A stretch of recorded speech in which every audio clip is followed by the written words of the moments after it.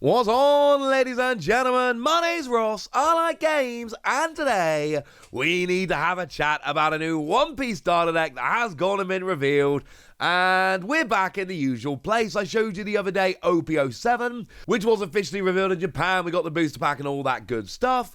Well, you know by now that the first look we always get at One Piece products is over on distributor websites with no images but a bunch of information, and that is exactly what we've got about Starter Deck 14 3D2Y, which straight away should make a bunch of you think, oh, training during the time skip, because that's essentially what we're talking about here. This is that 2-year period during the time skip in the One Piece canon where the Straw Hats roll off training and doing their thing. And that opens up some very, very nice opportunity for some very cool stuff. We'll talk about that more as we go through. But of course, in terms of starter decks, we've just over in Japan got Starter Deck 13. That is a big fancy starter deck. That is the one, well, very much like the Starter Deck 10 that we've just got in English, where you get 3 leaders and all the cards are foil and you get yourself a deck box and all of that good stuff. Now we're moving on to Starter Deck 14. Does it look fun? Oh, you better believe it looks fun, and I am very excited. Here's what it says. A starter deck with a post-Summit War theme. That's what I told you about the whole, that's when the time skip happens. This deck showcases the Straw Hat crew and their 2 years of individual training following the Summit War. In addition to members of the Straw Hat crew, this deck introduces new characters such as Heredas and Heracles. We'll talk about more about them in a minute. Build a black deck that controls costs, packed with cards that perform best with high-cost allies. Increase the cost of characters on your field to unleash an imposing new tactic that will shake up gameplay in the One Piece card game. Yeah, that's pretty big. We'll come back to that in a minute. Everything you need to play all in one product. Comes with 5 holo cards. Leader cards are holo and textured foil. Newcomers can easily pick up the One Piece card game with this product. Cards from this deck can also be combined with previously released cards to build a variety of decks. Remember, these always sound a little bit weird because these are essentially distributors trying to advertise to stores, not stores trying to advertise to players, collectors, etc., which is why they always sound a little bit weird. Now, one thing that we did pick up there, leader cards are holo and textured foil. I wouldn't read too much into that. We are specifically told constructed deck times 1, 51 cards, 50 card deck and 1 leader. And I think it's more just saying, hey, nowadays this is where we go. For instance, I picked up Starter Deck 12 the other day from Japan. I did an opening on this channel. Please go check it out if you get the time. Should be linked in the description. And that's only got 1 leader. It's Zoro and Sanji, the dual leader. But what we saw there is that it's it's a textured and foiled card. It's actually a really nice leader card. So, yeah, that was lovely. I enjoyed that. I think that's where they're going here. We're not told who the leader is going to be. Of course, this deck is not yet on the Japanese website. You know the deal. We get the distributor information. Then a little while later, it goes on the Japanese website with images. And then it goes on the English website without images. And then we got all the reveals in Japan. Then that repeats itself in English. So all the information we have is the distributor website at the moment. And they're not telling us who the leader is here. We know there is a leader. We're not told who it is. Now, we know the deck showcases the Straw Hat crew and their 2 years of individual training. So, obviously, Monkey D. Luffy would be, a decent shout. And we've just had a Luffy leader in OP05, of course. We're not exactly rushing for a new one. It would make sense. We've had a bunch of Luffy leaders. I'm not saying we are getting one. I'm saying that would work.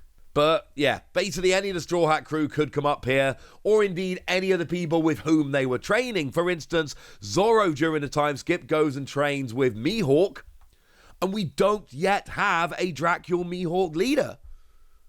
And I would kind of love one. And, the whole point is that Zoro goes to Mihawk because Mihawk is the best swordsman.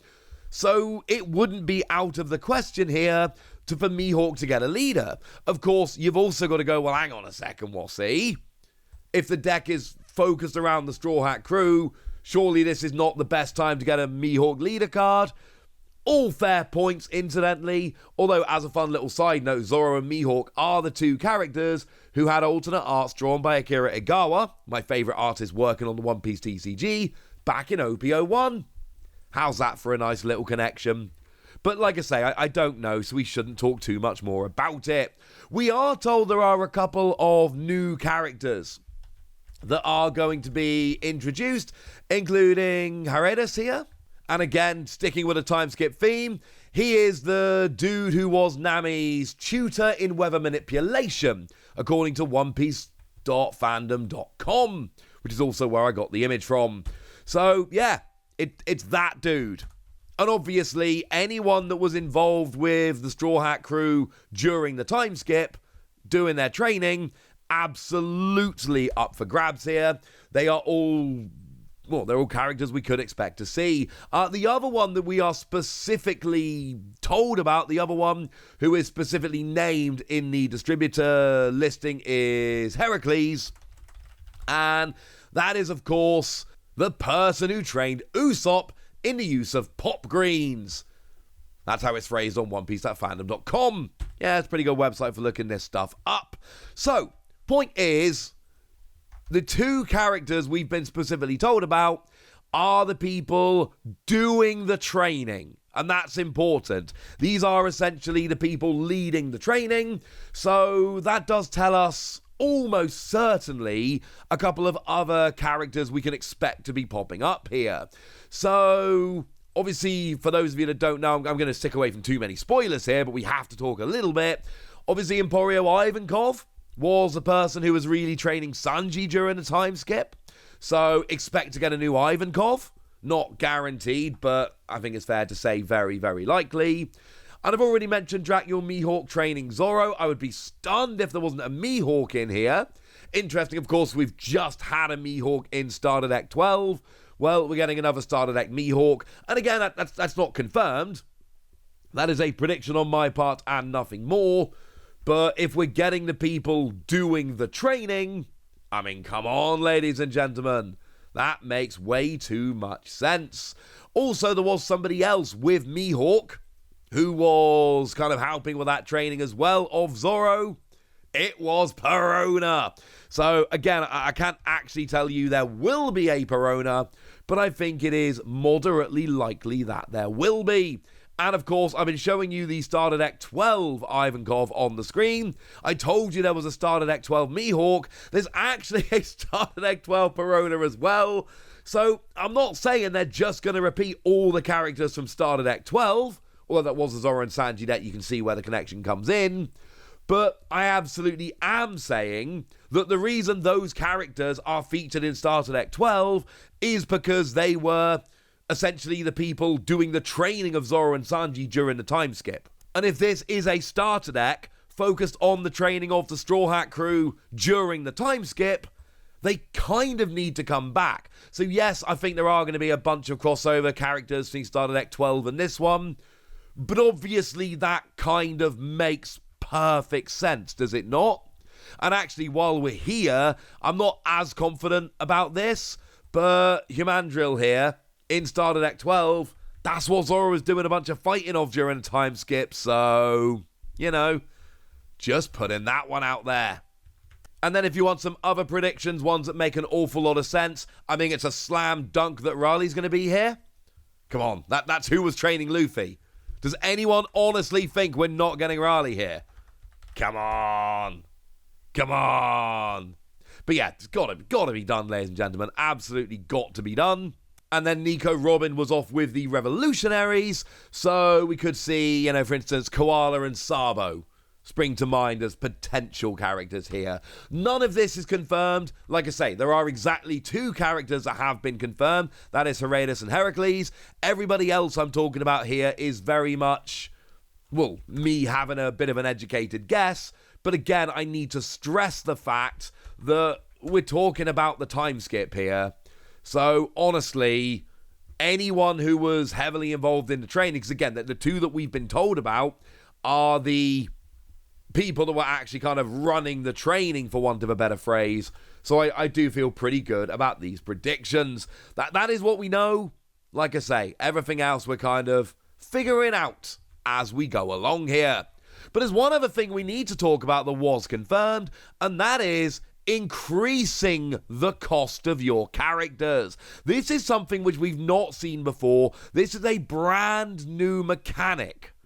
And I've already told this, but just to be clear, this is a black deck, which is interesting, of course, because decreasing cost is generally what we see from black decks. That is generally, a thing. But not only that, we see a bunch of skills that activate when the cost is reduced. So, for instance, let's say Kyros as an example. Let's go for some Dressrosa characters. Well, on play, if the leader is Rebecca, KO up to one of your opponent's characters with a cost of 1 or less.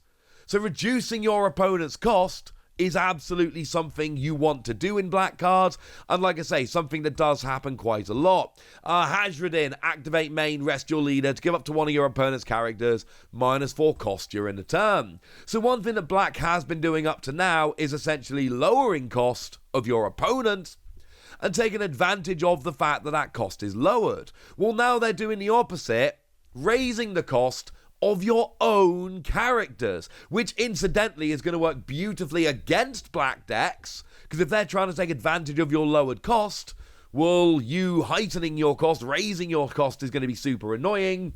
But there's going to be combos here with high-cost characters. Now, obviously, if we look at what's been happening, with stuff like Hajradin, for instance, it lowers the cost of characters that are in play. It doesn't actually lower the cost of playing the character. I would expect the same thing here. I would expect that these mechanics would raise the cost of characters after they are already in play. I wouldn't expect it to increase the cost of actually playing the characters. That would kind of break it. But then it's going to be interesting because all of a sudden high-cost characters, think, Luffy, the 7 cost 7,000 power, the really good one, all of a sudden those high-cost characters, they're not only good characters, but they also will combo with whatever this does. We're going to need to see some cards, alright, to really see exactly where the designers are going with this. But raising the cost of your own characters, yeah, that is a brand new mechanic we've not seen before. This starter deck is going to be huge. Honestly, just doing the time skip training theme alone is going to be awesome. But then you're introducing a brand new, never before seen mechanic. Things are getting spicy. Right, that's what you need to know, ladies and gentlemen. Now it's over to you guys. Tell me what you think about this. Tell me how excited you are. Give me your predictions. Go nuts in the comment section, but be nice. And then make sure you like this video, subscribe to this channel, follow me on Twitter at Lawasi. That's where we talk about One Piece and a bunch of other card games. And please do consider checking out patreon.com/PTCG Radio, where you can support the channel, get some bonus podcasts, join a Discord, and all kinds of fun things.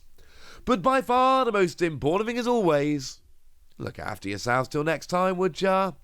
Thank you very much for watching. My name's Ross, and you've been watching Wassy Plays.